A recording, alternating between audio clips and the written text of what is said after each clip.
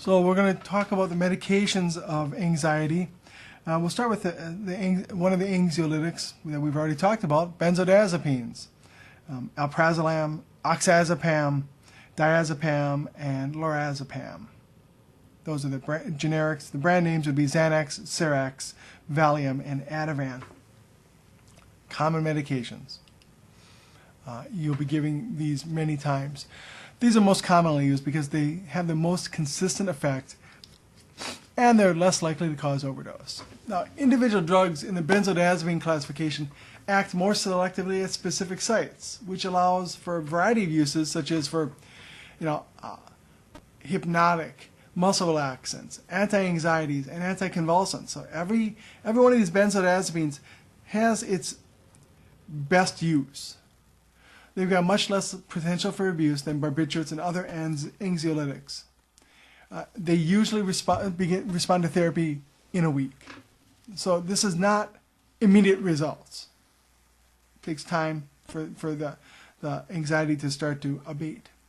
Oxazepam is the drug of choice because it has no active metabolites, meaning once it's broken down, it's done working, so it doesn't last in the system as long, but it does cause nausea and vomiting. So there's a question then of compliance. Will a person take a medication that makes them feel nauseous? Azaspirones, buspirone is the generic. Buspar is the brand name. And it binds to serotonin and dopamine receptors in the brain, increases norepinephrine metabolism in the brain. It's used for short-term treatment of anxiety. It's a new class of drugs for short-term management of generalized anxiety disorder. It's rapidly absorbed and quickly reaches peak levels. Many fewer side effects than benzodiazepines, but must be taken on a regular basis to be effective. Minimal potential for abuse. It's not a controlled substance. It lacks muscle relaxants and anticonvulsant effects. Does not cause sedation or physical or psychological dependence. The initial effect is 7 to 10 days, with optimal effects requiring 3 to 4 weeks. This is long-term.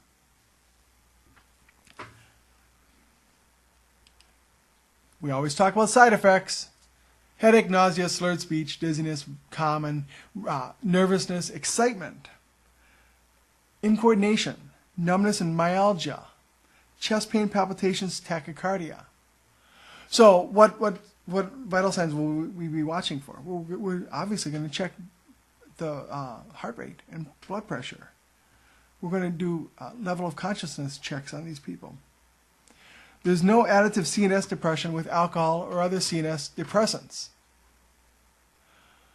However, are you going to recommend alcohol to a person who is being treated for anxiety? No. So even though there's no additive CNS depression with alcohol, we're still going to say you shouldn't be drinking alcohol. Do not use with MAO inhibitors. Do not use with grapefruit juice. How about some SSRIs, selective serotonin reuptake inhibitors? Now this inhibits the reuptake, exactly as the name says, of serotonin at the nerve endings. Thus, it keeps the serotonin in between the neuron synapses, providing greater results because it's there for longer. It's used for anxiety, specifically obsessive compulsive disorder and panic attacks.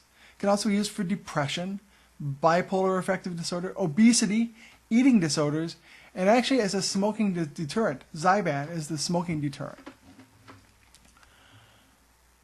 Zoloft is one of the brand names of this medication.